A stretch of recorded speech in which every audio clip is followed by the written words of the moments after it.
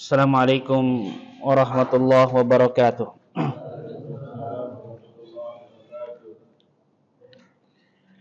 Alhamdulillah,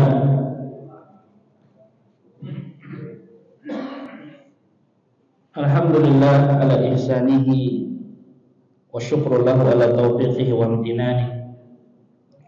Asyhadu an la ilaha illallah wahdahu la syarika lah ta'ziman li sya'ni. Wa asyhadu anna Muhammadan abduhu wa rasuluhu adda'i ila ridwani. Salawatu rabbi alaihi wa ala alihi wa ashabihi wa ikhwani. Bapak Ibu yang semoga dirahmati oleh Allah Subhanahu wa taala. Puji syukur kita panjatkan pada kesempatan pagi hari yang berbahagia ini. Allah Subhanahu wa taala masih memberikan kesempatan bagi kita untuk terus melakukan ibadah-ibadah, kebaikan-kebaikan yang Allah harapkan dari kita semua sebagai bentuk rasa syukur kita kepada Allah. Semoga Allah Subhanahu wa taala menambahkan terus hari demi hari kenikmatan, terutama kenikmatan iman, takwa yang menjadi bekal kita kelak untuk mengarungi perjalanan di akhirat kelak. Alhamdulillah, kita bersyukur kepada Allah Subhanahu wa taala atas segala limpahan karunia yang Allah berikan kepada kita. Tak lupa salawat dan salam semoga tercurah limpahkan untuk Nabi kita Muhammad sallallahu alaihi wasallam. Semoga Allah Subhanahu wa taala mengumpulkan kita semua bersama beliau kelak di surga Allah Jalla wa ala. Amin ya rabbal alamin. Bapak Ibu yang semoga dirahmati oleh Allah Subhanahu wa taala, sebagaimana undangan yang disampaikan dengan judul bagaimana kita menghitung zakat mal, ini perkara yang memang penting untuk kita ketahui bersama. Dan momentum di bulan Ramadan juga momentum yang saya kira tepat untuk membahasnya. Karena banyak orang yang tidak tahu bahwasannya amalan zakat adalah amalan yang lebih afdal dari puasa.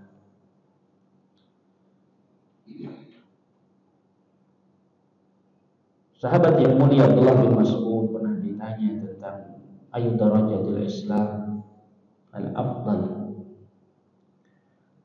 mana derajat keislaman yang paling afdal.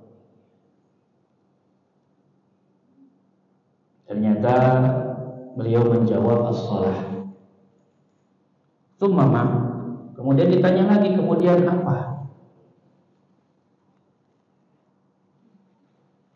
Beliau menjawab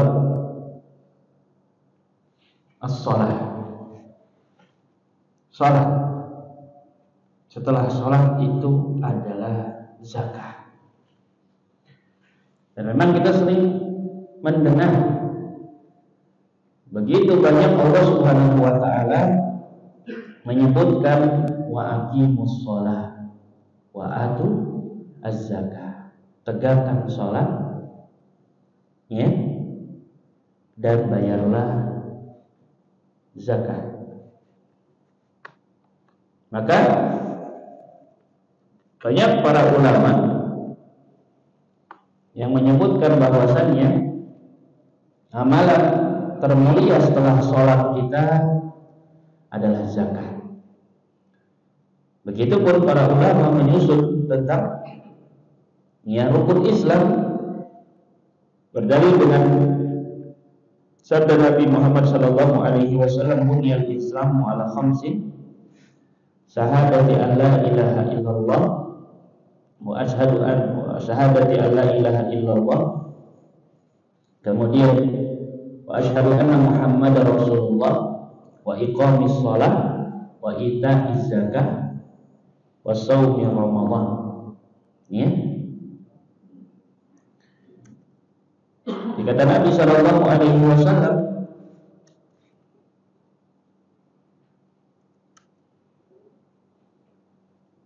tidak muncul.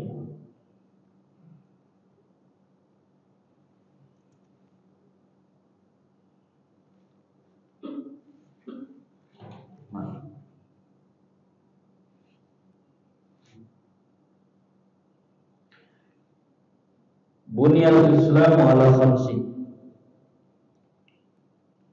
Kata Nabi sallallahu alaihi wasallam, Islam dibangun jadi 3 perkara. Maaf, 5 perkara. Terlihat? Islam dibangun atas 5 perkara. Syahadati alla ilaha illallah wa anna Muhammadar Rasulullah. Bersyahadat.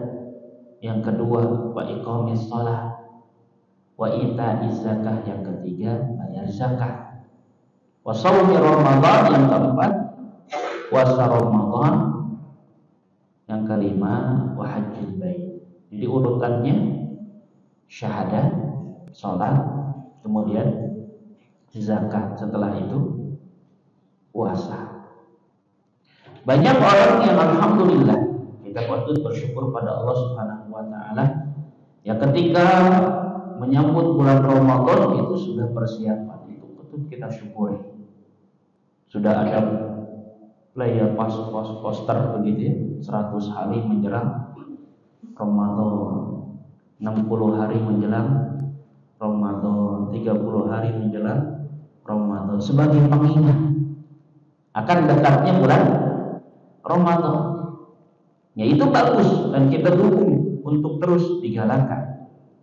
Tapi yang perlu kita ketahui juga, harusnya kampanye zakat pun perlu digalakkan. Seakan-akan zakat dilupakan. Banyak orang yang lupa kalau ada yang namanya kewajiban zakat. Yang mereka atau kebanyakan kaum muslimin ketahui ada zakat Ustaz, tapi zakat fitrah. Padahal zakat banyak, bukan hanya zakat fitrah.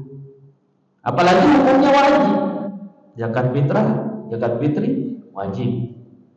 Itu masuk zakatul abdan, zakat jiwa. Ada yang disebut dengan zakatul mal, zakat harta. Dan zakat harta ini terbagi-bagi. Ada zakat emas, ada zakat perak, ada zakat pertanian, ya, ada zakat pertambangan, ada zakat perniagaan. Itu semua wajib hukumnya bagi yang memilikinya. Maka sudah menjadi satu keharusan kalau kita pun perlu untuk mempelajari zakat. Bahkan kalau bicara tentang keutamaan zakat, ini banyak sekali, ya. Sebagai penyempurna keislaman kita, membersihkan dan mensucikan jiwa kita, melatih diri kita agar menjadi dermawan, menarik keberkahan harta kita, mengokohkan kecintaan antara orang kaya dan miskin, sebab masuk surga, selamat dari panasnya hari kiamat, penyebab datangnya pertolongan Allah, penyebab turunnya berbagai kebaikan, hartanya terpelihara dari kebinasaan. Ini apa? Keutamaan bagi orang yang membayar zakat. Ya. Karena waktu yang terbatas kita akan membaca beberapa dalil yang berkaitan dengan keutamaan zakat dan kewajibannya. Kewajiban zakat dalam surat Al-Baqarah ayat 43, Allah Ta'ala berfirman, wa aqimus shalah wa atuz zakah warka'u ma'ar raki'in. Dirikanlah sholat, tunaikanlah zakat. Ini bentuknya perintah. Dan dalam usul fikih, al-amru yadullu 'alal wujub. Perintah itu menunjukkan pada kewajiban. Jadi sebagaimana sholat wajib, maka zakat pun hukumnya wajib. Kalau tidak ditunaikan berdosa. Itu ya. Bahkan kewajiban zakat juga bisa kita lihat dalam surat At-Taubah ayat 34 sampai 35. Allah Ta'ala berfirman, walladzina yaknizuna adh-dhahaba wal fiddah wa la yunfiqunaha fi sabilillah fabasyshirhum bi'adzabin alim.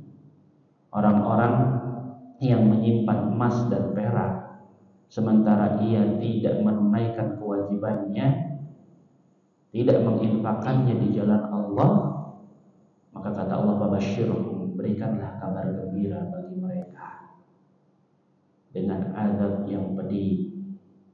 Yauma yumha 'alaiha bi nari jahannam, pada hari di mana emas dan perak tersebut itu dipanaskan di neraka jahanam, dijadikan lempengan, patukwa biha jibahuhum, lempengan tersebut ditempelkan ya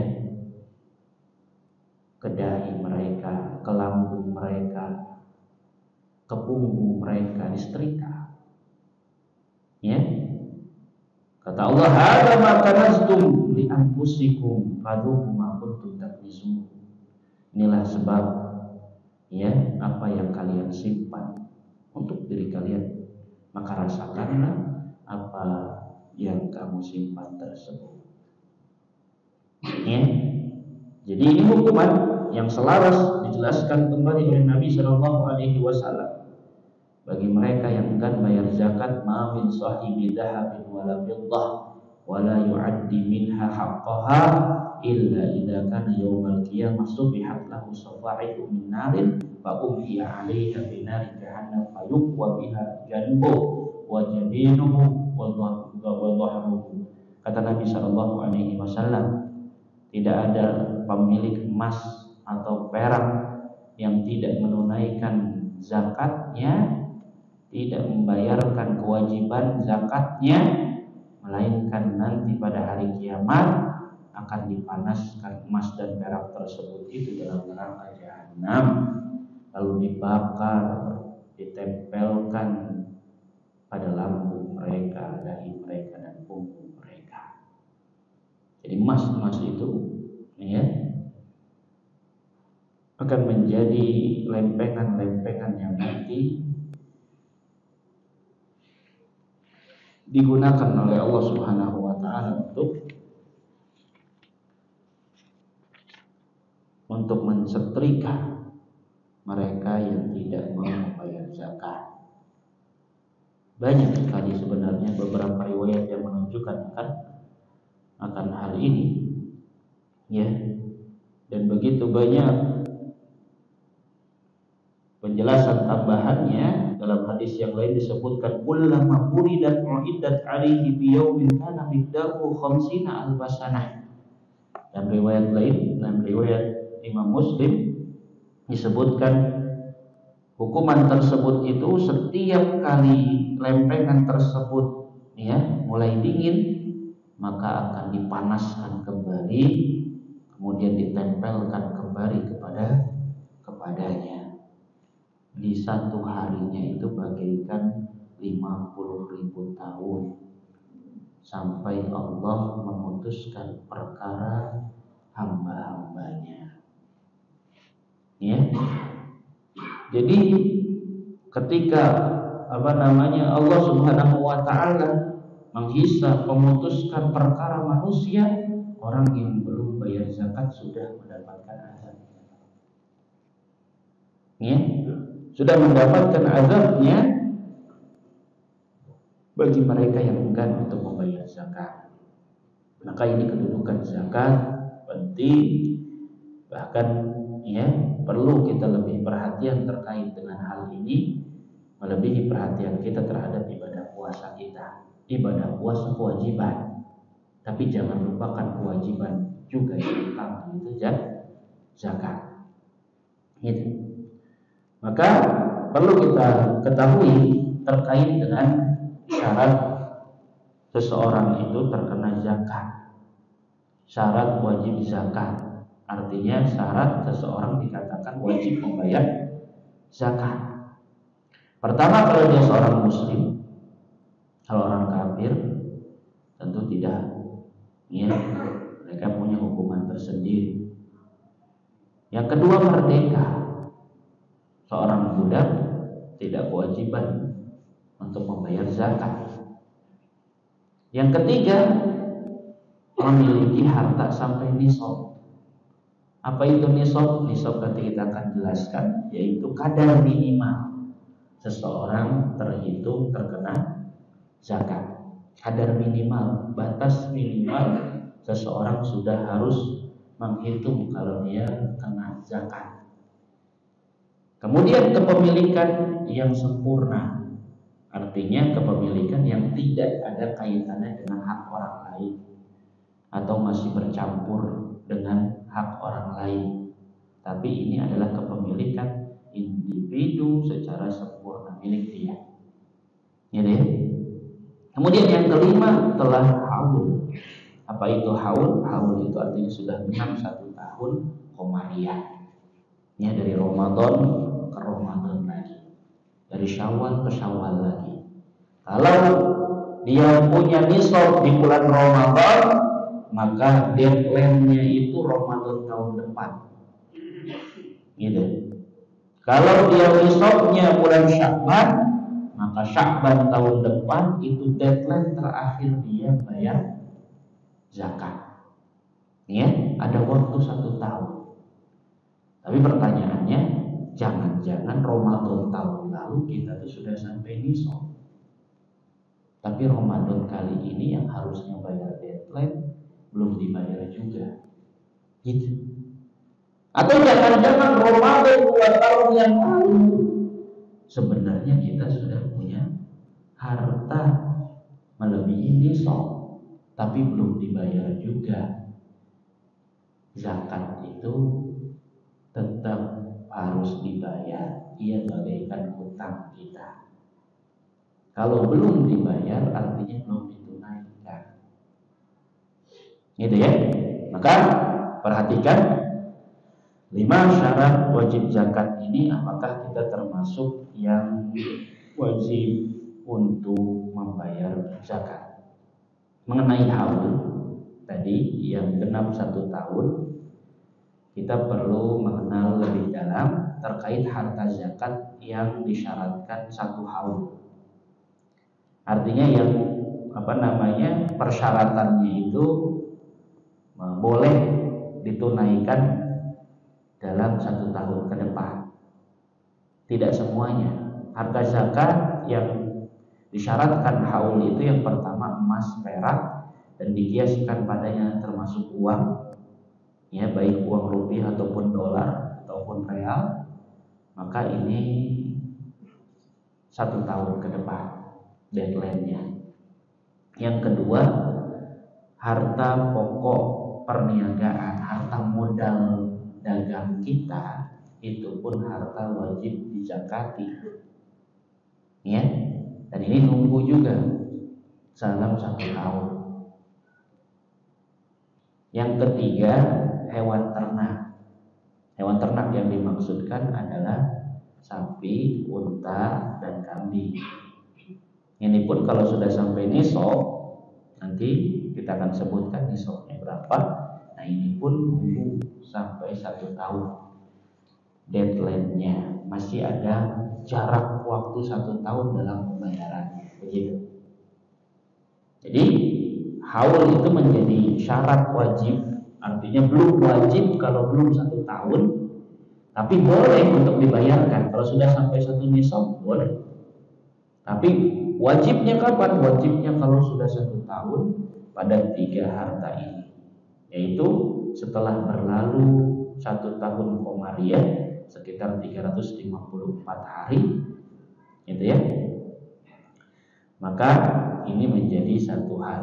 Kalau haulnya menggunakan tahun Syamsiyah, maka nanti persentase zakatnya bukan 2,5 tapi dilebihkan 2,577%. Tapi ya, lebih baik kita menggunakan kalender Qamariyah, Ramadan ke Ramadan, Syawal ke Syawal, Sya'ban ke Sya'ban, begitu ya, dari bulan-bulan Qamariyah. Tapi ada juga yang tidak disyaratkan haul, artinya pada saat itu ya langsung wajib untuk dibayarkan, yaitu Yang pertama, harta yang zakatnya 5% atau 10%. Ini maksudnya adalah zakat pertanian. Dia adalah zakat apa? Zakat pertanian. Jadi kalau zakat pertanian itu zakatnya antara 5%. 5% itu kalau pengairannya menggunakan biaya, membutuhkan biaya. Kalau 5% pengairannya butuh biaya. Tapi kalau tak ada hujan, pengairannya tidak memerlukan biaya, maka yang dikeluarkan adalah 10%. Nah, pertanian ini tidak nunggu 1 tahun. Dia ketika panen langsung dibayarkan, gitu.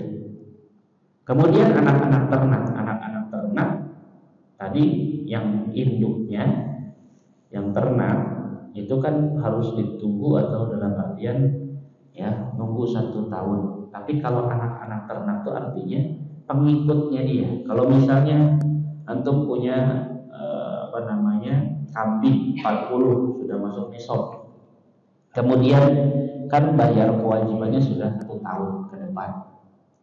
Maka ketika perjalanan 1 tahun tersebut lahir anak-anak, gitu ya.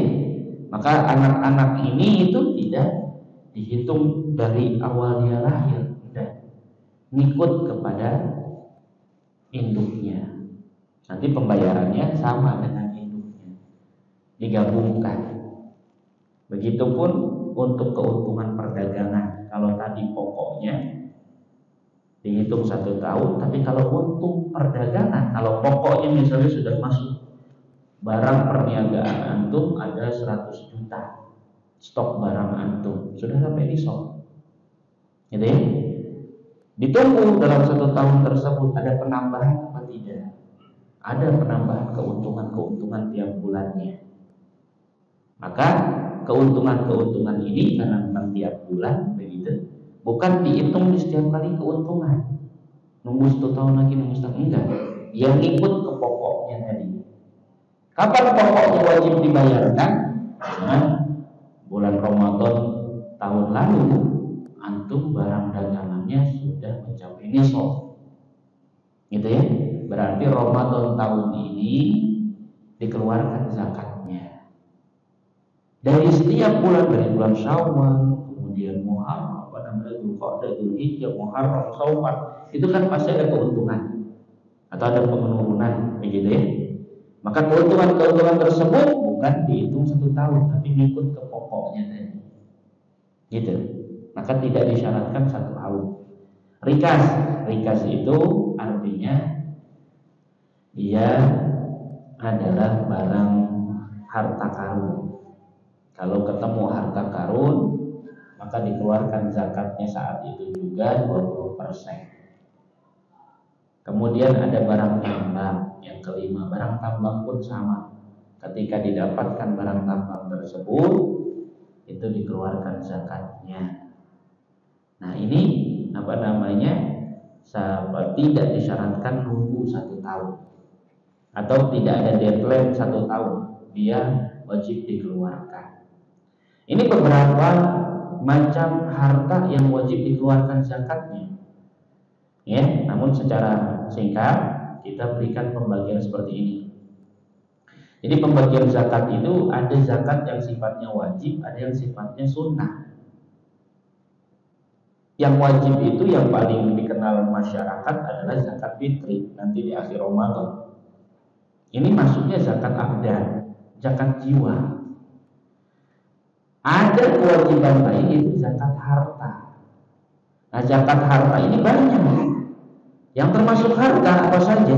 Ada emas, ada perak, uang kartal kita, uang logam, ya, uang rupiah, uang dolar, apapun itu uang, mata uang. Kemudian harta dagangan kita, perniagaan, itu harta itu. Harta, ya, hewan ternak yaitu unta, sapi, kambing, hasil pertanian, buah-buahan, hasil pertambangan, dan harta karun atau rikas tadi. Kalau itu didapatkan maka itu termasuk harta yang wajib dizakati. Kalau zakat fitri, insya Allah sudah ma'ruf, gitu ya. Kalau zakat yang sifatnya sunnah, ya itu sedekah, infak, gitu ya, wakaf, hibah, itu pun termasuk zakat atau lebih dikenal sedekah. Yang kita bahas yang mana? Sebagaimana judulnya, yaitu bagaimana kita mengeluarkan zakat mal. Apa zakat mal? Zakat harta, gitu ya. Maka terkait zakat harta ini, zakat harta itu digolongkan kepada 4 klasifikasi. Yang pertama, golongan pertama adalah alat tukar dan ukur harga. Alat tukar dan ukur harga diantaranya emas, karena emas itu menjadi alat tukar pada zaman Nabi, ya, menjadi apa? Yang sering disebut dengan dinar, perak, disebut juga dengan dirham, karena dirham itu mata uang yang beredar di zaman Nabi yang terbuat dari perak, gitu ya. Jadi ada emas, ada perak, ada dirham, ada dinar. Dinar itu ya mata uang. Mata uang itu seperti rupiah, dolar, gitu ya. Itu mata uang. Nah, dinar itu terbuat dari emas. Maka ia pun sama, dizakatkan pada zaman Nabi. Perak pun sama, dizakatkan pada zaman Nabi. Ada mata uangnya yang terbuat dari perak, namanya dirham. Nah, dirham pun sama, ya, ada zakatnya. Dalilnya Nabi SAW mengatakan, "Fa'idza kanat laka 20 dinar." Apabila kau memiliki 20 dinar. Apa tadi dinar? Mata uang yang terbuat dari emas. Kalau punya 20 dinar, kata Nabi, wahala alihal haul, dan sudah genap 1 tahun dimiliki, fafiha nisfu dinar, maka ada zakatnya setengah dinar. Dari 20, setengahnya. Berapa itu, Pak? 2,5%, ya, atau 1/40-nya. Artinya kalau punya 40 dinar, 1% atau 1 dinar dikeluarkan. Kalau punya 40 dinar, 40 dinar, 2,5%-nya 1 dinar. Gitu. Kalau 20, setengahnya. Gitu ya. Artinya diklasifikasi 2,5%. Gitu. Ya. Sama, Nabi pun menyebutkan, apabila kamu memiliki 200 dirham, 200 dirham dan sudah genap 1 tahun dimiliki, maka ada zakatnya 5%. 5 dirham. Berarti 5 dirham pun sama, 2,5%-nya dari 200. Ya, kalau buat Bapak hitung 200 dirham itu 5 dirham itu adalah 2,5%-nya. Ya, 200 kalau dikali 2,5% atau dikurang 2,5%, maka itu adalah 5 dirham. Maka patokannya yang bersifat emas sama perak atau mata uang, sebagaimana yang ada sekarang, misalnya kita punya mata uang rupiah, mata uang dolar, kalau sudah senilai dengan emas sama perak, maka dikeluarkan zakatnya 2,5%. Gitu. Yang kedua, kita akan rincikan lagi nanti. Yang kedua tentang binatang ternak. Nabi SAW menyebutkan bikulli ibilin sa'imah wa bikulli arba'ina ibnatul labun. Kata Nabi SAW, setiap punya onta, ya, yang digembalakan secara bebas, maka setiap punya 40-nya ada zakat ibnatul labun. Ya, ini binatang ternak. Yang dimaksud binatang ternak adalah sapi, kambing, dan seperti unggas, bebek, ayam tidak. Ya, itu tidak masuk dalam kategori yang kena zakat. Tapi saya katakan yang kedua ini tidak menjadi bahasan inti kajian kita untuk mempersingkat waktu, karena di perkotaan jarang yang punya ya binatang ternak, dan kalau ada itu pun terpenuhi syaratnya, yaitu harus saimah, dia digembalakan secara bebas, bukan diberikan pakan ternak. Maka kalau di Pulau Jawa jarang ya, biasanya sudah dipakai makannya. Yang ketiga, hasil bumi. Hasil bumi itu maksudnya pertanian, karena dia dihasilkan dari bumi. Ya, yang dimaksudkan hasil bumi juga termasuk barang tambang, termasuk juga yang dikeluarkan zakatnya. Ini pun jarang kita temukan di perkotaan. Yang keempat, barang perniagaan. Ini barang dagangan. Yang satu dan keempat inilah yang jadi fokus pembahasan, karena saya rasa ini yang paling banyak di perkotaan. Yang punya uang sama yang punya barang dagangan, itu ada zakatnya. Allah Ta'ala berfirman, ya ayyuhalladzina amanu anfiqu min thayyibati ma kasabtum wa mimma akhrajna lakum minal ardh. Wahai orang-orang yang beriman, ya, infakkanlah dari yang halal, dari apa yang kalian usahakan. Jadi infakkan artinya bayarkan zakatnya dari apa yang halal, dari apa-apa yang kalian usahakan. Yang termasuk diusahakan adalah harta perniagaan kita, gitu ya. Dan memang konsepnya sama. Jadi kita bedah lebih dalam terkait dengan alat tukar zakat harta. Yang pertama yaitu alat tukar, nisab, atau tadi nisab itu apa? Kadar minimal kena zakat itu kapan? Tadi emas itu yaitu 20 miskol. Miskol itu ya sama dengan dinar tadi.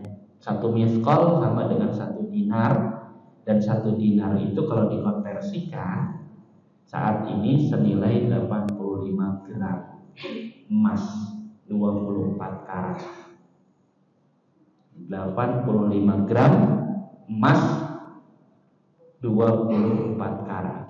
Kalau emas 21 karat maka senilai 96 gram. Kalau emasnya 21 karat. Zakatnya tadi berapa? Zakatnya 2,5%. Gitu. Jadi maksudnya gimana Ustaz? Kalau antum punya emas senilai 85 gram, maka harus dikeluarkan zakatnya 2,5%. Gitu. Kalau mata uang, nah ini nanti kita akan bahas. Sebelum ke situ kita ke perak dulu. Perak tadi berapa? 200 dirham. 200 dirham itu berapa sih? 200 dirham itu kisarannya adalah 595 gram perak. 595 gram perak itu sama dengan 200 dirham. Perak berapa sekarang? Terakhir dicek perak itu 12.500. 12.500 dikali 595 kisaran 7,2 juta. Ya, perhatikan jemaah. Zaman Nabi, ya, dinar sama dirham itu bedanya hanya 1/10. 20 dinar sama dengan 200 dirham ketika masuk zakatnya. Kata Nabi, kalau punya 20 dinar keluar zakat, kalau punya 200 dirham keluar zakat. Masalahnya sekarang perbedaan antara emas sama perak itu jauh. Bukan perbandingan 1/10, bukan. Tapi hampir 1/1000 bedanya. Maksudnya, ya, satu emas, kalau tadi satu emas itu 1 juta, sekarang pasaran emas 1 juta, ya. Perak tadi berapa? 12.500, jauh bedanya. Ini disebabkan dahulu, ya, pada zaman Bani Fatimiyah, orang-orang Syiah waktu itu ya serakah menciptakan uang dirham begitu banyak dari turun merosotan, ya, jadi nilai perak tidak seimbang lagi dengan kestabilan emas. Ala kulli hal, ya, masalahnya saat ini jadi masalah emas itu yang menjadi asal dari mata uang kita saat ini atau perak. Uang kita itu dikiaskannya kemana? Ke perak atau ke emas? Lajnah Daimah, ya, MUI-nya Saudi Arabia itu memberikan fatwa uang saat ini itu dikiaskannya ke perak. Artinya siapa-siapa yang punya uang yang senilai kadar nisab perak sudah kena zakat. Artinya gimana? Kalau 7,2 juta sudah terkena zakat karena ikut nisab perak. Jelas ya, Pak? Ya. Jadi siapa-siapa yang punya uang simpanan 7.200.000, maka dia sudah harus menghitung itu sudah kena zakat. Gitu. Karena memang perak itu zaman Nabi ada mata uangnya dan sudah dihitung. Kalau sudah nilainya 200 perak tadi, ya, 200 dirham. Sebagian ulama yang lain mengatakan, nah, uang itu sekarang dikiaskannya ke emas. Artinya,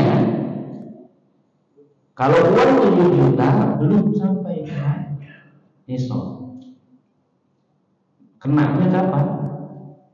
Kalau sudah punya uang simpanan 85 juta, dikiaskannya ke emas, yaitu 85 gram emas masuk. Kalau punya uang senilai 85 gram emas, kalau 1 gram emasnya 1 juta, berarti 85 juta baru masuk perhitungan kena nisab zakat. Jelas ya, Pak? Maka mana yang kuat? Kalau menurut kami, ya, pandangan melihat dari, ya, yang emas ini karena kestabilan dahulu dari sejak zaman Nabi sampai sekarang, gitu, emas itu stabil. Nah, dulu Nabi beli kambing itu 1 dinar, 1 kambing 1 dinar. Bahkan dari 1 kambing 1 dinar itu bisa beli 2 kambing. Pasarannya kambing itu segitu. Ya, kalau 20 kena zakat berarti kisaran, berarti kalau beli 1 kambing, kalau pakai 20 berapa? Sekitar 20 kambing kan gitu. 20 kambing atau bisa 20 kambing atau bisa 2 kambing. Jadi 40 kambing ya, gambaran pasaran kambing kalau yang murah begitu.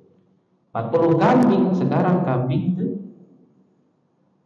yang kecil misalnya 2 jutaan. 2 jutaan kali 40 tadi berapa? Sekitar 80-an. Masih seimbang gitu, Pak. Tapi kalau perak saat ini gitu, tidak bisa. Gitu ya. Maka yang lebih kuat adalah yang pakai emas. Tapi kalau lihat kehati-hatian itu ada ya, bisa jadi ya yang kena zakat perak ini sudah kena zakat. Kehati-hatian karena memang perak pun dulu mata uangnya ada. Adapun masalah penurunan dan lain sebagainya dari inflasi nilai perak itu tidak memberikan pengaruh selama apa saja yang mencapai nisab perak maka terkena zakat. Maka untuk kehati-hatian ya yang bentuk kehati-hatian itu tadi, kalau punya uang 7.200.000 ya dikeluarkan zakatnya. Kehati-hatian ya, dan juga kemaslahatannya lebih cepat didapatkan oleh fakir miskin.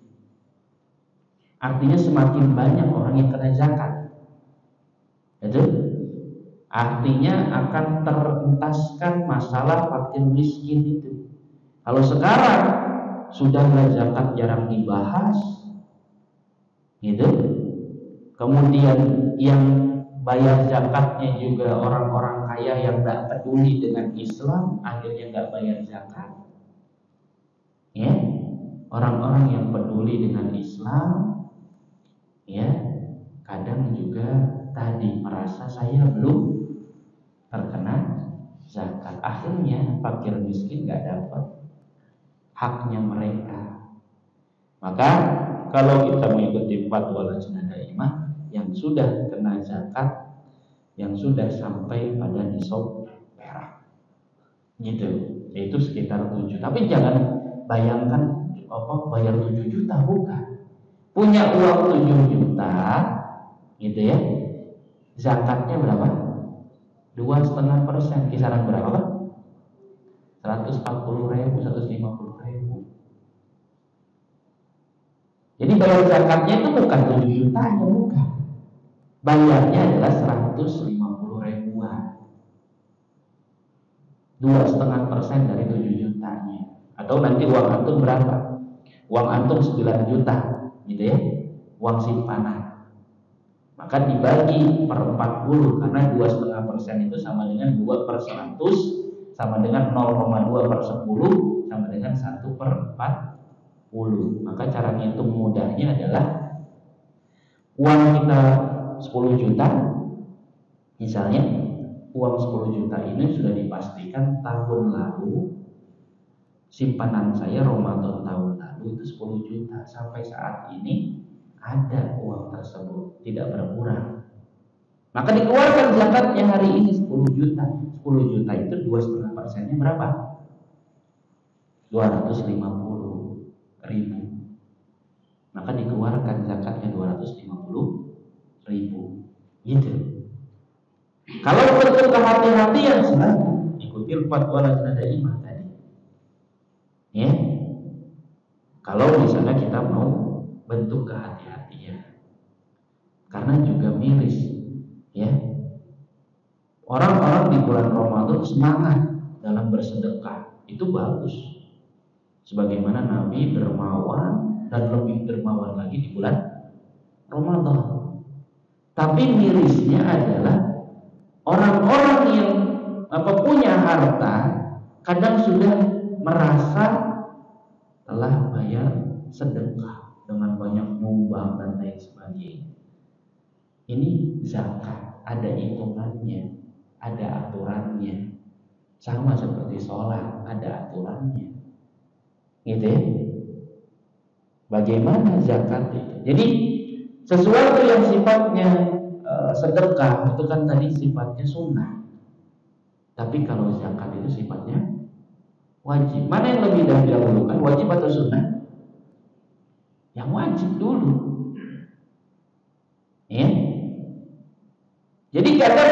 banyak memberikan sedekah dan itu bagus, tapi kesalahannya adalah dia tidak menghitung dia punya kewajiban apa enggak sih, gitu. Maka itu menjadi satu hal yang perlu kita renungkan. Jangan-jangan ya ini nisab perak itu juga sesuatu yang bisa untuk kita perhatikan, untuk kita pertimbangkan. Jadi uang kartal, uang kertas, uang logam yang senilai dengan emas 85 gram itu sudah mencapai nisab. Sebagian ulama berpendapat uang dan barang dagangan dilihat mana yang tercapai lebih dahulu antara nisab emas sama perak. Ya, mana yang lebih dahulu? Sampai nisab emas 85 ini atau sampai pada 595 perak? Mana yang lebih dahulu? Ya tentu pasti yang lebih dahulu sampai nisab perak dulu kan gitu. Karena harga perak lebih murah. Jelas? Maka perhitungannya demikian.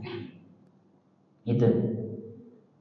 Maka jamaah, untuk masalah tadi peternakan kita lewat begitu ya. Untuk perdagangan ini juga perhitungannya sama.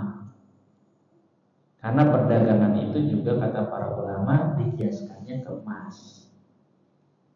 Ya. Jadi harta perniagaan itu apa sih? Seluruh harta yang disiapkan untuk didagangkan. Baik antum itu sebagai trader, antum punya uang, antum belikan barang dan barang itu untuk antum jual. Maka itu trading namanya.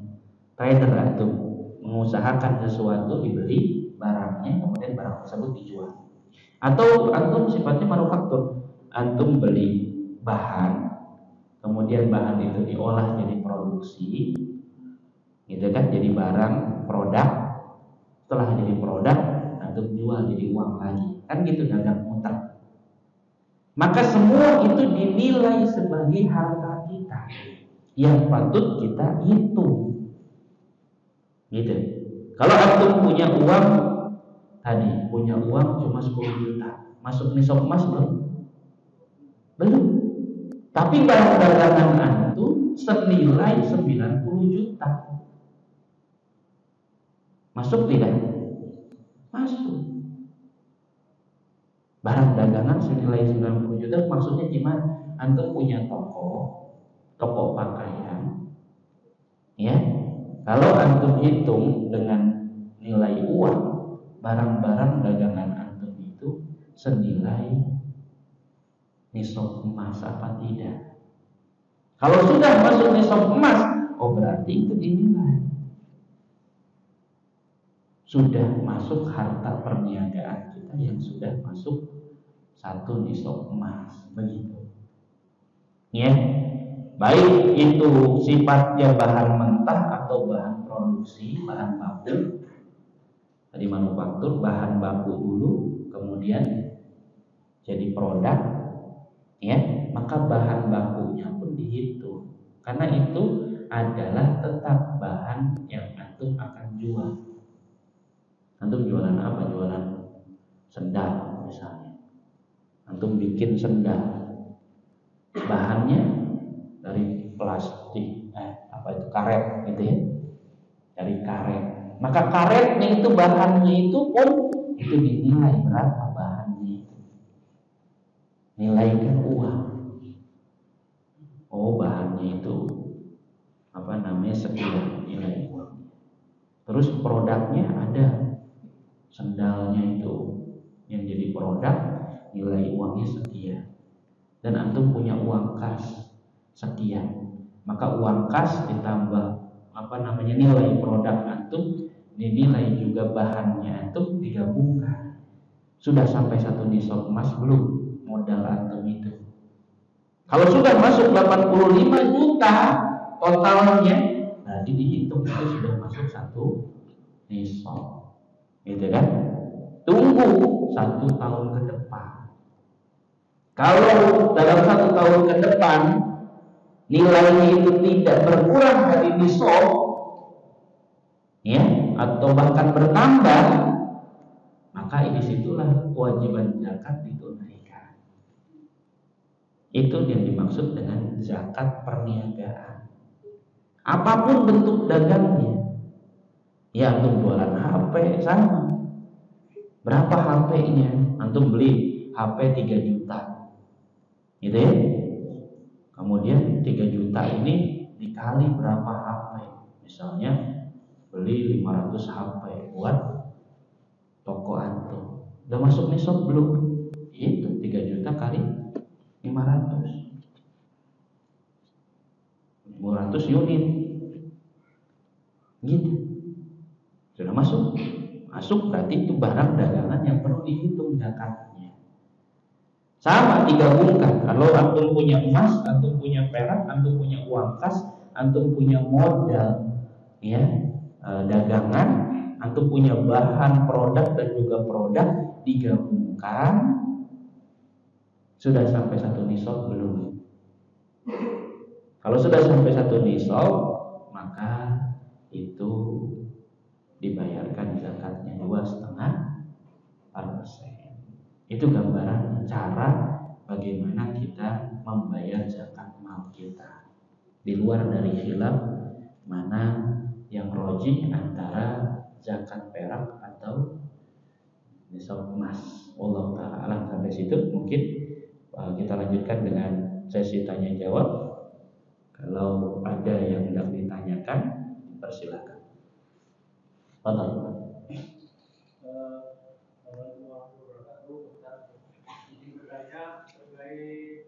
Zakat perniagaan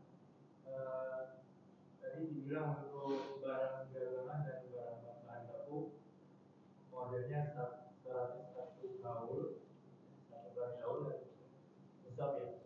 Nah untuk pada posisi nanti pas gaul dan nisabnya itu setelah 1 tahun, kalau pas moving atau barang perkembangan cepat itu bagaimana ya Pak? Karena terus dia kan berganti terus Moving, ganti barang.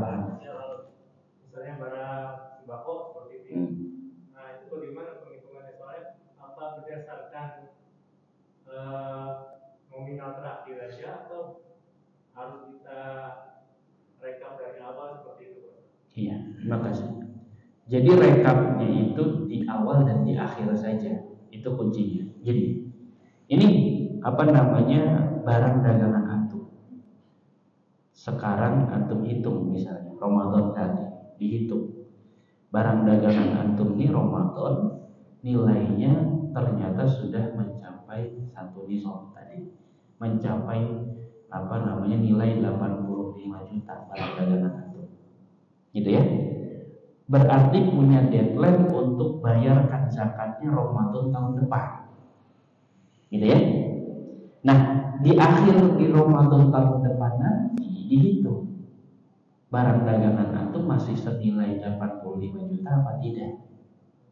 Kalau ternyata setelah dihitung masih 85 juta nilainya atau bahkan lebih naik karena ada keuntungan misalnya, gitu ya, maka ketika nilai akhirnya misalnya tadi 90 juta nilai akhirnya atau nilainya jadi 100 juta, maka yang dizakatkan yang ini di akhir itu, gitu ya. Walaupun di setiap ini perpindahan, pindah ganti barang jadi uang, jadi barang lagi, jadi uang, jadi barang lagi, gitu kan.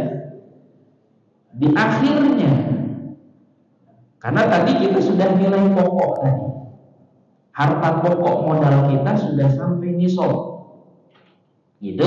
Maka nanti ditunggu sampai 1 tahun ke depan, dihitung lagi. Kemarin saya menghitung di tanggal 10 Ramadan, maka deadline-nya berarti tanggal 10 Ramadan tahun depan harus dikeluarkan zakatnya 2,5% dari mana? Dari total harta kita tadi. Itu jawabannya. Allah Ta'ala bisa dipahami kan? Kebayang ya Pak? Dan itu lebih kotor. Dalam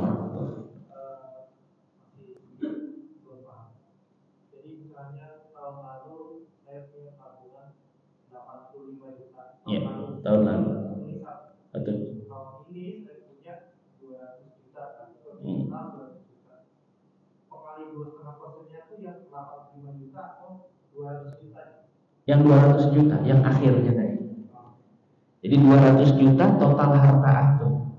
Kenapa? Karena nisab itu tadi hanya penanda kapan kita wajib. Kalau sudah masuk satu nisab, artinya sudah kena nisab nih, itu tanggal di mana kita artinya sudah berkewajiban zakat. Cuma deadline-nya kapan bayarnya? Bayarnya tahun depan. Tapi boleh nggak Ustaz kalau mau bayar sebelum tahun itu? Boleh. Gitu ya.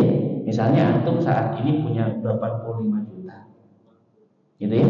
Mau dibayarkan. Ternyata memang betul nanti di sini tahun depan punya nilai 200 juta misalnya. Kalau sudah dibayarkan di awal nggak perlu bayar lagi. Gitu. Jadi haul itu istilahnya deadline pembayaran. Tak boleh satu hari pun diundurkan. Kalau antum sudah ngitung 85 juta tahun lalu, tapi belum dibayarkan, kemudian dihitung sekarang lagi 200 juta, maka yang dikeluarkan mana? 200 juta. Total nilai uang kita pada saat kita hendak membayarkan zakat. Kalau bayar zakatnya di tengah-tengah tahun boleh nggak Ustaz? Boleh. Ya, misalnya 85 juta Ramadan kemarin. Antum sudah bayarkan misalnya di bulan bulan haji misalnya atau bulan Muharram. Maka di bulan Muharram itu nilai uang antum berapa? Ada penambahan nggak dari 85 juta itu? Gitu. Jadi satu tahun itu deadline. Bukannya baru bayarnya baru 10 tahun. Enggak, kewajibannya deadline-nya 1 tahun ke depan gitu. Artinya tidak boleh lebih dari tanggal deadline tersebut. Wallahu ta'ala.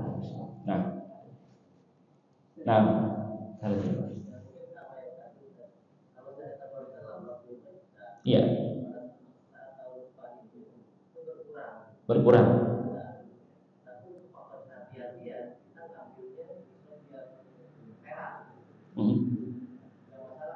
Nggak masalah.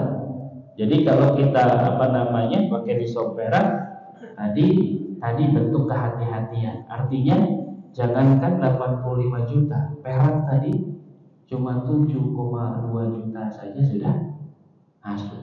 Artinya kalau bentuk kehati-hatian, kita punya uang duit 8 juta begitu, dikeluarkan zakatnya. Kalau kita mengikuti kehati-hatian tadi. Ya. 8 juta tinggal dibagi 40 gitu.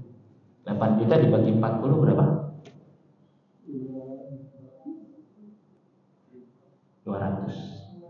200 ribu gitu.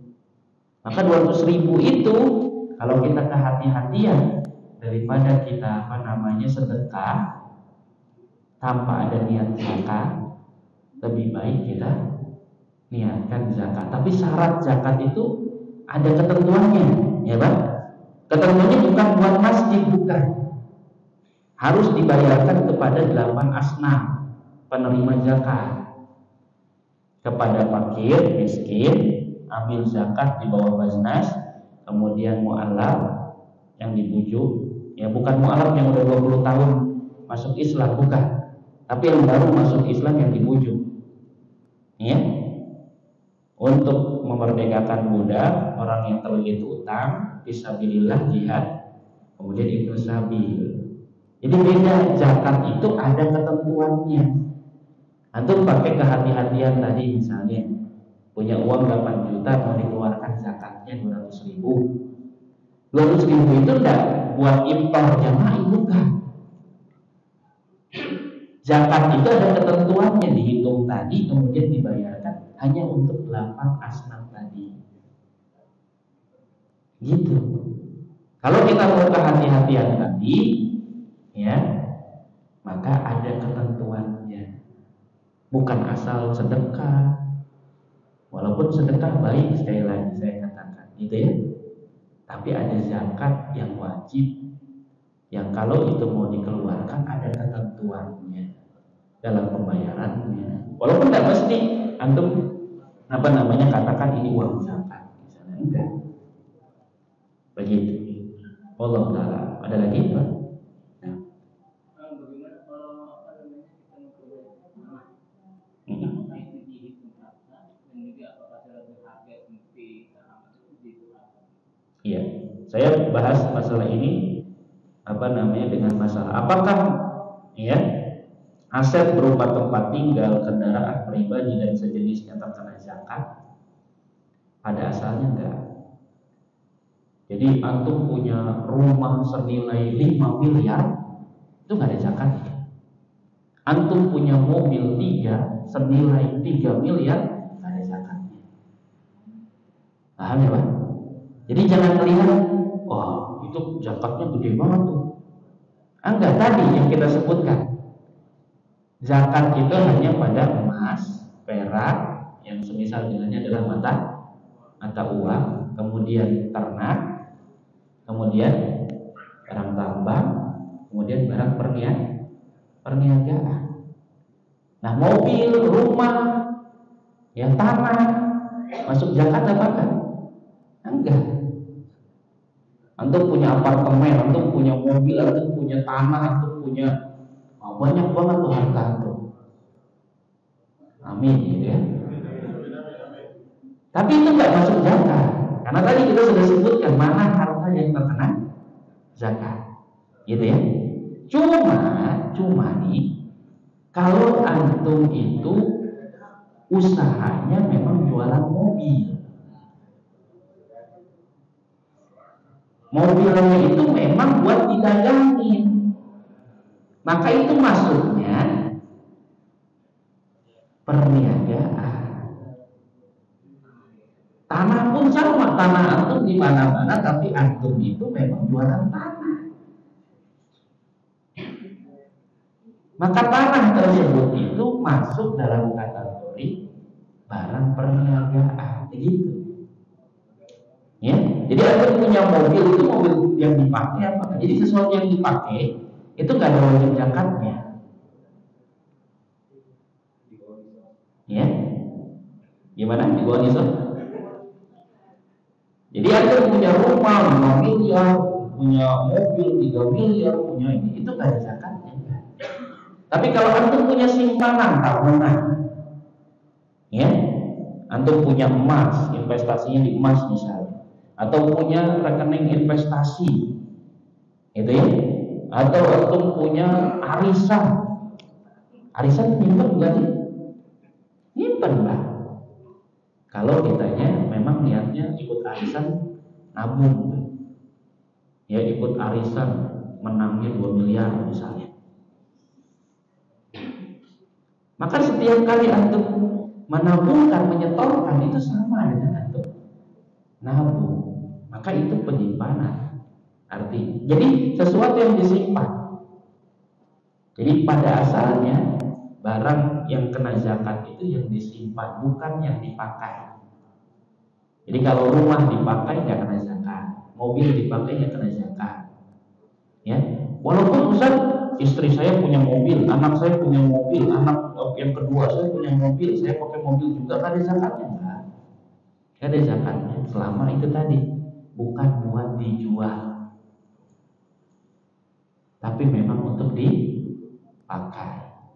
Oh kalau begitu setiap saya punya harta sampai nisab saya beliin barang aja. Salah persepsinya. Harusnya ini adalah momentum antum untuk ya memberikan bekal kehidupan di akhirat. Itu kan? Karena harta antum, rumah mewah, mobil banyak, itu kalau ditinggalkan antum sudah meninggal dunia, semua itu hanya untuk ahli waris. Adapun zakat, sedekah kita, itulah bekal kita di akhirat kelak. Iya, maka jangan pelitnya kebangetan gitu kan. Udah sampai nisab nih, beli mobil. Sampai nisab beli motor gitu. Biar nggak kena zakat. Ya niatnya saya udah salah, biar nggak kena zakat kan gitu. Jelas ya Pak? Allah Ta'ala. Ada lagi Pak? Nah silakan.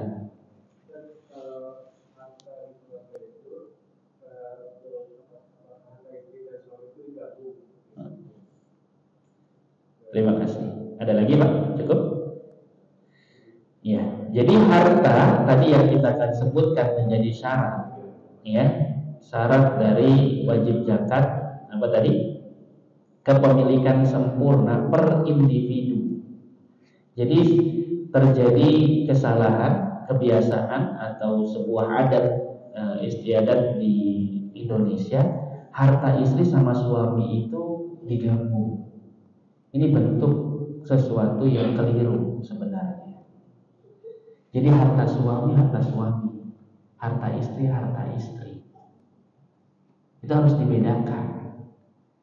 Karena nantinya terkait waris juga, ya, akan terjadi yang namanya konflik begitu. Maka sejak awal itu harus sudah dibedakan mana harta istri, mana harta suami. Gitu.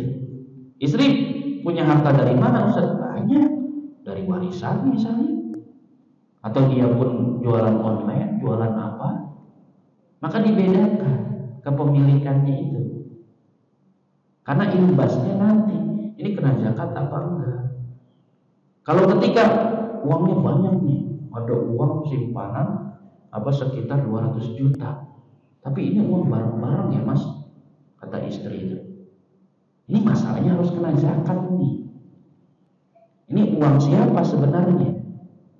Maka harus disepakati uangnya itu.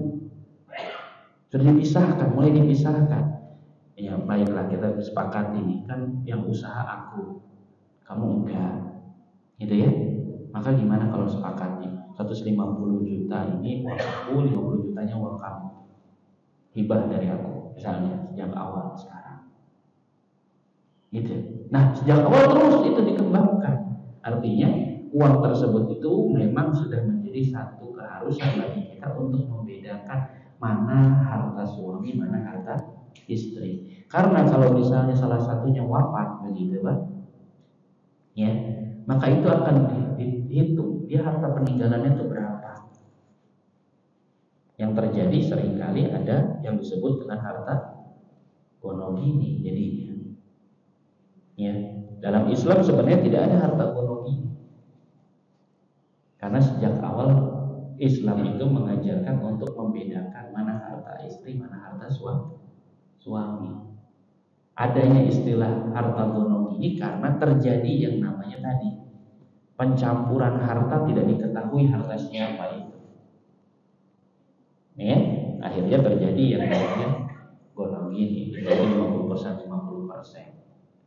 Hanya sebagai bentuk ya kesepakatan saja, padahal tidak demikian sebenarnya. Kalau memang yang sejak awal itu yang punya usaha itu suami, maka seluruh harta yang ada di rumah, kalau tidak ada penghasilan dari istri sama sekali, berarti semua harta itu dari suami, milik suami. Suami hanya menitipkan mungkin ke istri, gitu ya, menitipkan tapi dengan todongan paksaan misalnya gitu, ya. Maka semua itu harta suami begitu. Tapi kalau misalnya bagaimana kalau kedua-duanya usaha, itu tadi perlu dihitung sejak awal sekarang. Hasil usaha kamu tuh kira-kira berapa? Kalau sekarang misalnya mau dipisahkan, maka disepakati tadi. Allah Ta'ala demikian. Artinya kalau sekiranya yang jadi harta suami itu yang kena nisab, maka harta suami yang dizakati. Harta istri belum sampai satu nisab, maka tidak perlu dizakati, gitu ya. Nah, silakan. Salam. Kalau untuk uang tabungan itu sudah disepakati oleh pemerintah,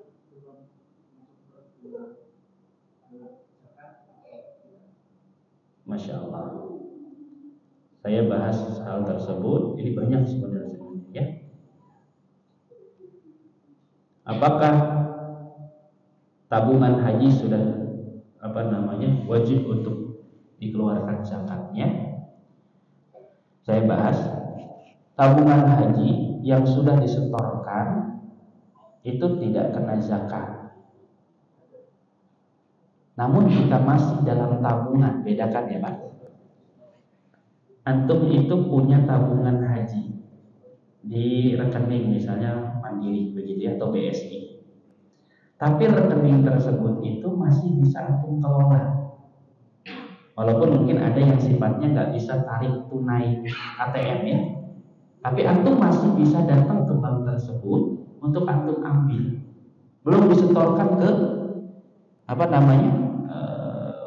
Menteri Agama, Kementerian Haji begitu. Belum disetorkan oleh banknya, belum ada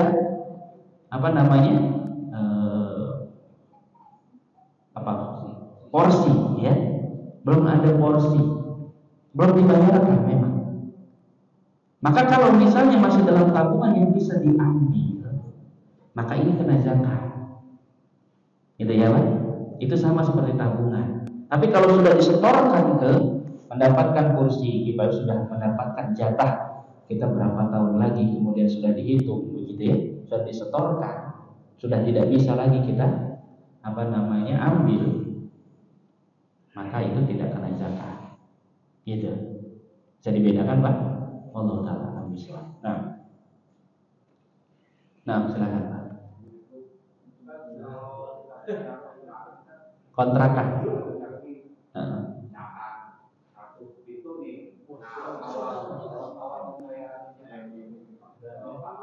Baik. Rumah yang disewakan, kendaraan yang disewakan sama, tidak ada zakatnya dari nilai rumahnya, dari nilai mobilnya. Ya. Tapi penghasilannya itu nilai sewanya, misalnya antum punya 10 pintu kontrakan. Ya, tiap tahun itu dapat 10 ya, dari setiap tahun itu 20 juta, 20 juta, 20 juta. Jadi setiap tahun antum dapat berapa? 10 kontrakan 10 juta per tahun. 100 juta. Nah, ketika antum punya uang 100 juta tersebut, maka dikeluarkan zakatnya dari nilai harga sewanya tadi. Tapi adapun rumahnya itu berapa, 10 nilai rumahnya nggak ada kena zakatnya. Jadi hasil uang sewa dari penyewa yang sampai kita dimasukkan ke dalam harta kepemilikan kita. Ya, digabungkan dengan apa yang punya. Atau antum cuma punya satu kontrakan begitu ya. Punya satu kontrakan, dalam setahun itu 20 juta. Gitu. Antum punya uang tabungan, antum punya uang cash, antum punya emas, digabungkan tuh. Sampai nisab apa enggak? Nah, sampai nisab, maka keluarkan zakatnya, gitu. Walaupun cuma satu, kalau cuma satu doang 10 juta misalnya, nggak sampai nisab kan gitu. Kalau nggak sampai nisab artinya belum ada kewajiban zakat. Tapi kalau digabungkan ternyata 10 juta uang sewa, 10 juta uang arisan, 10 juta uang investasi, 10 juta uang tabungan, ada 10 juta uang ini, kalau digabungkan ternyata sampai nisab, maka dikeluarkan zakat. Gitu. Kebayang Pak? Allah taala. Nah, silakan Pak. Kemarin saya dengar lama sudah bilang, kita sebagai karyawan di kota BPJS ya. Nah, BPJS itu simpan kita untuk reekspor atau dana pensiun. Itu termasuk bijak kategori dan berdasarkan kewajiban. Iya, saya tuliskan juga di sini Pak. Apakah hak pegawai dalam masalah BPJS dan dana pensiun yang belum diterima dikeluarkan zakatnya? Ada dua keadaan. Tidak wajib zakat jika pegawai tersebut belum bisa melakukan apapun dengan dana tersebut. Kalau kita nggak bisa ngapa-ngapain dana tersebut, sudah dipotong oleh perusahaan, oleh ini, bapak, kita nggak bisa ngapa-ngapain. maka nggak ada kewajiban zakat. Kita tahu setiap kali gajian tuh udah bertahun-tahun dipotong kita untuk dana kesehatan atau jam sostek atau apa begitu, atau istilah dana pensiun nanti. Untuk nanti ini dana pensiun, antum tahu ya, antum sudah berapa tahun antum bisa hitung sebenarnya berapa nilai uang antum yang ada di perusahaan, antum tahu. Tapi masalahnya kita nggak bisa ngapa-ngapain, gitu ya. Maka tidak ada kewajiban zakatnya. Kapan zakatnya? Kalau antum terima nanti. Saat diterima nanti keluarkan zakatnya saat diterima. Tapi kalau misalnya antum sudah nilainya itu sudah masuk ke rekening antum bisa kelola, artinya sudah ada di tangan antum. Itu yang dimaksud tadi kepemilikan sempurna. Ini dana BPJS memang milik antum, dana pensiun itu milik antum karena itu memang gaji antum dipotong. Tapi tidak sempurna kepemilikannya, masih di tangan perusahaan. Kapan antum sempurna? Kalau antum sudah bisa mengelola, gitu. Ketika sudah bisa dikelola, maka pada saat itu keluarkan zakatnya. Allah Ta'ala bersuara. Nah, silakan Pak. Assalamualaikum.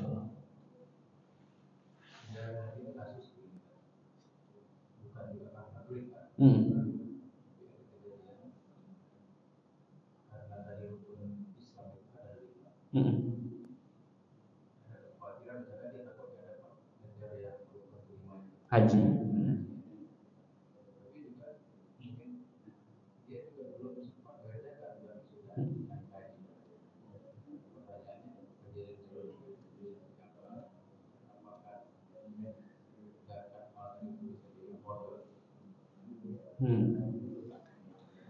Naik haji tapi belum zakat, gitu. Oh gitu, baru tahu jadi pertama tadi kaidah yang kami pahami, zakat itu tidak hangus kalau kitanya tidak tahu atau kitanya baru tahu, begitu ya. Kalau kita sejak awal kita bisa katakan, sejak saya nikah saya sebenarnya sudah sampai nisab, begitu ya. Kemudian baru tahu ilmunya saat ini, maka sejatinya pada saat itu kita itu harus berijtihad terkait dengan kita itu punya nilai per tahunnya itu penambahan itu berapa. Kita punya uang sejak awal 100 juta, tiap tahun diijtihadkan oleh itu artinya kita kalkulasikan penambahan sekitar 20 juta. Berarti setiap 1 tahun 120 juta. Gitu. Tiap tahun lagi nambah 20 juta, 140 juta. Maka tahun pertama 120 keluar zakatnya berapa? Tahun kedua tahun keluar zakatnya berapa? Tahun ketiga keluar zakatnya berapa? Itu dikalkulasi, belum dibayar. Tobat pada Allah SWT memberikan kekuatan untuk mudah bayarkan tadi. Kalau misalnya hal tersebut tadi terpakai, misalnya, maka kan uang saya punya uang 100 juta tapi terpakai misalnya, maka nggak ada zakat. Ya, kalau misalnya antum punya uang 100 juta sudah sampai nisab, sebelum 1 tahun sudah terpakai, ada zakatnya apa enggak? Enggak kewajiban zakat karena di ujung dalam 1 tahun sudah di bawah nisab, gitu ya. Sudah di bawah nisab artinya terpakai, tidak ada zakatnya. Tapi kalau misalnya tadi antum memang nabung begitu, tahu betul pertambahan uangnya itu, nabung di rekening dan memang punya niat buat pergi haji misalnya tadi, dan tidak disetorkan, tapi memang ditabung terus, maka itu sebenarnya tiap tahunnya adalah harus ada perhitungan zakat. Qadarullah belum pernah dibayarkan Ustaz, kemudian di akhir ternyata dipakai buat pergi haji misalnya, maka yang kasus seperti itu, maka perhitungannya adalah sebenarnya dihitung sejak kapan dia punya uang itu sampai nisab, dan perhitungkan per tahunnya itu penambahannya berapa, dan setiap tahun itu dikeluarkan 2,5%. Kalau 2,5%, insya Allah sebenarnya tidak jangan berpikirnya tadi punya uang 100 juta Ya, dikeluarkan 100 juta bukan, tapi 2,5%. 100 juta artinya 2,5 juta dikeluarkan. 2,5 juta itu penambahan di tahun berikutnya berapa? Begitu juga terus bertambahnya kondisinya. Jadi kalau sudah pergi haji tapi belum bayar zakat, Allah Ta'ala alam dalam hal ini tadi perlu ijtihad untuk menentukan sejak kapan sih saya punya uang gitu. Terus diingat-ingat lagi ada penurunan uang tidak, artinya waktu itu uang saya habis buat biayain orang tua sakit dan lain sebagainya, maka itu pengurangan zakat tidak, berarti tidak dikeluarkan zakatnya.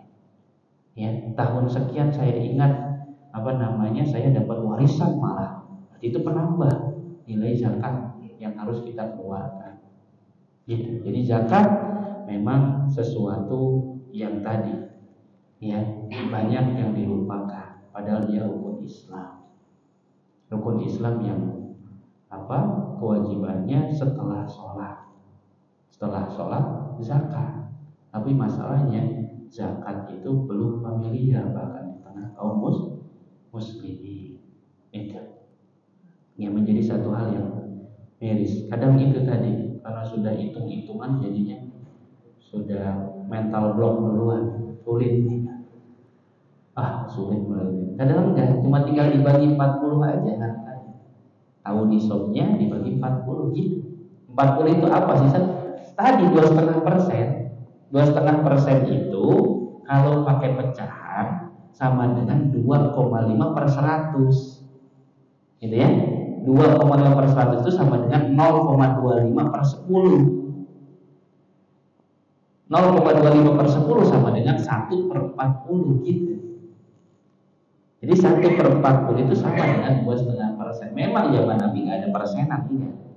Cuma tadi dari 20 dinar setengahnya, berarti 40 dinar 1 gitu, 1/40 gitu. Gambarannya 2,5% itu bahasa matematika saja untuk memudahkan sebenarnya gitu. Ya, wallahu taala alam bissawab. Nah,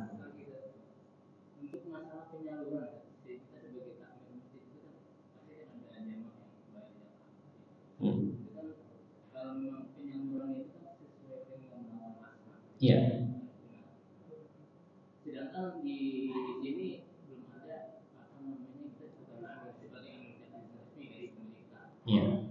Gimana solusinya itu untuk penyaluran itu sebaiknya itu digabungkan dengan zakat fitrah. Maksudnya kita kan beda zakat fitrah sama beras. Jadi uang zakat mana itu sambil masukkan ke menyampaikan ke mustahik zakat fitrah. Mustahik zakat fitrah kan memang orang miskin dan fakir, gitu, ya? Bisa disalurkan selama tadi dia memang kriterianya adalah miskin dan fakir. Ada di sebuah wilayah di mana zakat fitrah itu dari dia untuk dia. Jadi di luar lingkungan orang-orang kaya, setor zakat fitrahnya ke masjid, terus diserahkan ke mereka lagi juga. Repotlah keluar sebagian lagi aja. Padahal bukan penerima zakat, karena zakat fitrah itu untuk fakir miskin. Gitu. Artinya kalau kita mau menggabungkan di zakat fitrah, kemudian ada zakat mal, ini diserahkan kepada fakir miskin. Kalau memang betul dia adalah fakir miskin, penerima zakat fitrah memang orang fakir miskin, maka boleh untuk kita berikan. Gitu. Tapi zakat bukan hanya untuk fakir miskin, bisa juga untuk amil tadi, untuk mu'alaf, untuk orang merdekakan budak, untuk yang terlilit hutang, banyak begitu. Maka kalau memangnya jelas penerima zakat fitrah yang itu memang seorang fakir atau miskin, maka boleh kita berikan zakat mal. Tapi saran saya, zakat mal itu jangan dipisah dibagi-bagi. Lebih baik untuk mengangkat satu orang dari kemiskinannya, gitu ya. Misalnya ada uang antum sebagai takmir masjid, ada yang menitipkan zakat mal senilai 10 juta. Daripada antum bagi kepada 10 orang 100.000 gitu ya, lebih baik diserahkan kepada seorang, di mana dengan orang tersebut dia bisa kita arahkan, Pak, mudah-mudahan ini bisa jadi jualan modal usaha antum, begitu. Itu lebih baik untuk mengangkat seseorang dari kemiskinannya. Jadi 10 jutanya lebih baik dikasihkan kepada orang yang kita tahu ya dia fakir, miskin, dan dia punya semangat untuk usaha, untuk bangun daripada dikasih ke 10 orang fakir miskin 100.000 tidak mengentaskan kemiskinan. Itu tujuan zakat itu tadi, mengentaskan kemiskinan sebenarnya. Maka lebih baik mengangkat satu orang dengan kita memberikan zakat mal dengan banyak, begitu, itu lebih baik. Dan jangan lupakan karib kerabat. Karib kerabat kita yang tidak di luar dari tanggung jawab nafkah kita, kalau dia fakir miskin itu yang lebih utama yang kita kasih. Ya, kita punya harta zakat misalnya 10 juta, maka jangan lupakan kerabat. Lebih baik kita mikir, oh ada bibi saya ya yang fakir miskin. Lebih baik 10 juta itu dikasihkan ke bibi kita. Dan itu bisa, nggak perlu ke takmir masjid, nggak perlu ke amil zakat, tidak. Selama tadi syaratnya kita tahu dia itu fakir miskin. Apa sih fakir, Pak? Miskin itu, fakir miskin itu kalau ada yang kebutuhannya 10, dia hanya bisa mencukupi di bawah 5, maka ini fakir. Kalau ada kebutuhannya 10, dia hanya bisa memenuhi sampai angka 5 atau 9, maka itu miskin. Ya, artinya yang bisa memenuhi kebutuhan pokok, bukan kebutuhan gaya hidup, bukan. Kebutuhan pokok. Kalau kebutuhan pokoknya dia bisa penuhi, maka yang seperti ini tidak dikatakan fakir miskin. Bisa dipahami, Pak? Ini boleh lewat jam 7 menit, Pak? Yang ada kepentingan dipersilahkan ya. Silakan. Assalamualaikum.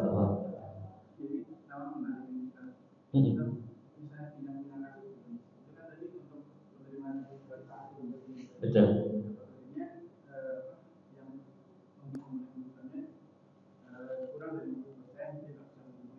Gimana kan? Kurang dari 50%. Oh tadi yang mungkin. Terus ini kalau misalnya kita menyalurkan jalan itu kepada yang nggak seperti itu maksud nggak mungkin karena disebutkan kurang dari 50% dan misalnya dia pendapatan 4 juta, cuma pengeluarannya dia setiap bulan 4,5 juta. Terus kita salurkan ke yang bersangkutan, kurang 500. Nah, baik itu bisa masuk kategori sudah kita menyampaikan zakat tersebut. Boleh, kan tadi kebutuhan dia 4,5 juta. Kebutuhannya Pak ya, kebutuhan dia 4,5 juta. Lalu dia hanya bisa memenuhi 4 juta. Berarti dia miskin masuknya. Karena tadi kebutuhannya itu tadi gambarannya dia 10, dia hanya bisa 9. Tadi dia 4,5 juta, dia hanya bisa memenuhi 4. Berarti masuk ke miskin. Maka boleh zakat fitrah, boleh untuk orang seperti itu diberikan. Gitu. Termasuk zakat mal tadi. Zakat mal pun boleh diberikan kepada orang seperti itu. Terus misalnya ternyata setelah itu perkirakan masuk kayak gitu, mungkin. Cuman setelah bulan sebulan ternyata dia nggak masuk miskin. Apakah kita itu masuk zakat hutang gitu ataukah gimana yang kita katakan? Kalau dia maksudnya gini Pak, maksudnya kalau kita pas bayarkan dia itu pada kondisi sedang miskin. Bisa perkirakan itu miskin,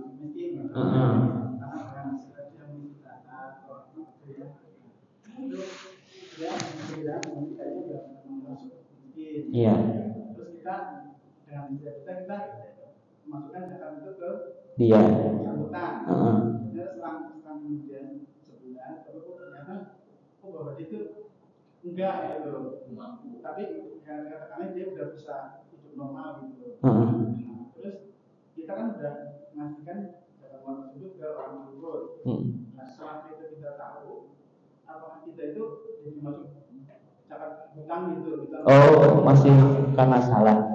Jadi kalau sejak awal kita sudah memprediksi dia itu memang miskin, begitu ya, masuk dalam kategori miskin tadi yang tidak bisa mencukupi kebutuhannya, maka ketika kita bayarkan dalam kondisi kita secara persangkaan kuat. Jadi menghukum itu boleh dengan persangkaan kuat.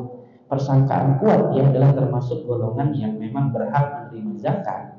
Gitu. Maka ketika kita bayarkan, betul, maka sah zakat kita.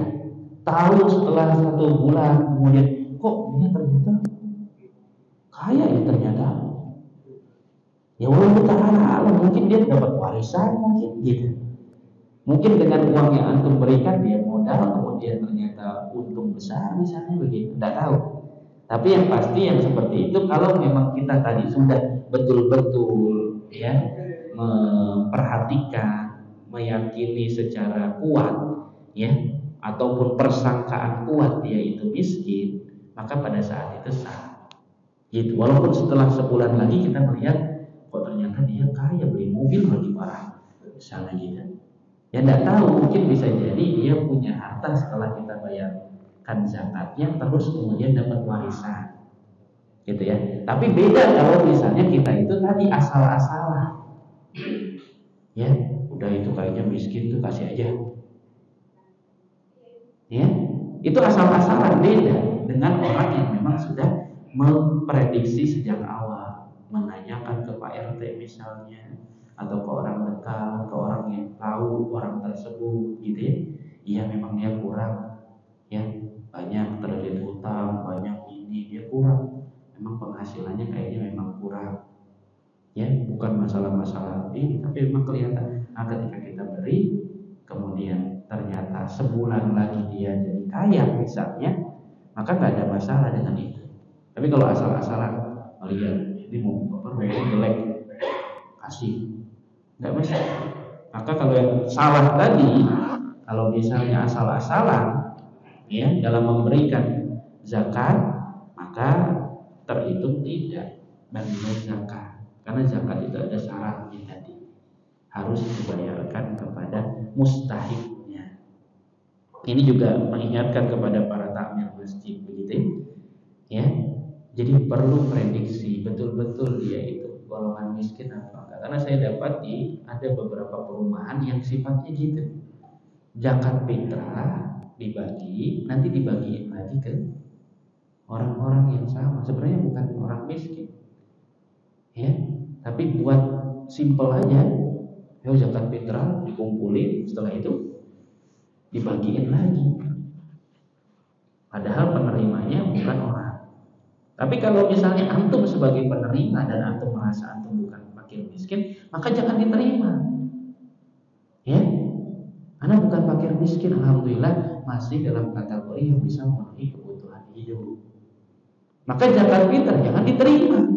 Itu buat yang berhak.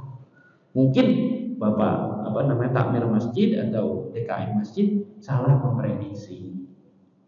Gitu. Ya. Kalau prediksi bapaknya, oh ini kekurangan, dia nggak punya mobil, dia masih rumah kontrak misalnya gitu ya. Wah ini dapat kasih zakat aja. Enggak, sebenarnya saya kontrak, memang saya mah orangnya nggak suka punya rumah, saya juga nggak suka punya mobil, tapi harta saya mah banyak, alhamdulillah. Jangan diterima gitu. Ya, ada orang yang gitu Pak, ada orang yang nggak suka pakai mobil, ada. Ya, ada. Jadi itu tadi, kalau kita termasuk orang yang mampu jangan diterima, karena itu haknya fakir miskin. Lalu Pak Takmir masjid juga memang perlu untuk betul-betul memperhatikan. Dan nanti untuk masalah zakat fitr itu ada ketentuan sendiri ya, ada bahasan tersendiri yang kita bahas tentang zakat mal. Dan yang lebih penting dari tadi, kenapa pentingnya? Karena banyak orang yang tidak memperhatikan masalah ini, masalah stok barang dagangannya, gitu ya, hartanya terkadang tidak diperhatikan. Maka itu miris. Banyak orang gemar bersedekah, tapi statusnya sedekah sunnah, yang wajib malah ditinggalkan. Padahal itu lebih afdol yang harus dikerjakan. Itu mungkin yang bisa kami sampaikan. Mohon maaf, minta waktu yang banyak kepada Bapak Ibu sekalian. Semoga pertemuan kita adalah pertemuan yang diberkahi oleh Allah Subhanahu wa taala, dicatat sebagai amal soleh kita semua. Tapi bihadzal qadar, subhanallah wa bihamdika, asyhadu an la ilaha illa anta, astaghfiruka wa atubu ilaik. Assalamualaikum warahmatullahi wabarakatuh.